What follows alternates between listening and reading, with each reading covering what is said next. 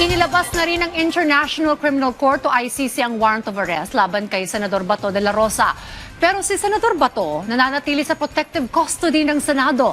Ang detalye sa report ni R.R. Tubise.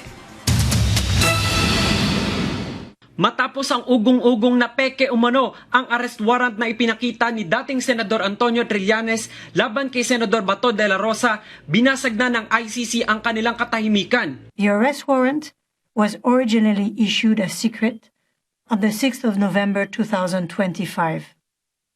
Mr. De La Rosa is alleged to have committed the crime against humanity of murder at least between the 3rd of July 2016 and the end of April 2018, during which no less than 32 persons were killed in the Republic of the Philippines. Sa warrant, nakasaad na may criminal responsibility si De La Rosa bilang indirect co-perpetrator sa war on drugs ni dating Pangulong Rodrigo Duterte. Sinabi ng ICC na may sapat na ebidensya ang pre-trial chamber na sangkot ang senador sa umunoy planong pagpatay ng mga hinihinalang kriminal kabilang ang mga iniuugnay sa illegal na droga.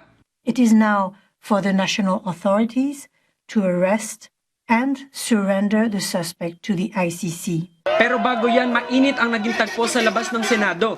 Si NBI Director Attorney Melvin Matibag, muntikan pang makairingan ang mga taga-suporta ni De La Rosa at dating Pangulong Duterte bago makapasok. Ang ilan namang taga-suporta ng senador at ng dating Pangulo, sinabuyan ng tubig at sinigaw-sigawan pa ang mga sasakyan ng empleyado ng Senado na papalabas ng gate. Pinilit din nilang iharang ang kanilang sasakyang may speaker, pero napigilan din sila ng PNP, habang si De La Rosa ay nananatili sa loob ng gusali ng Senado.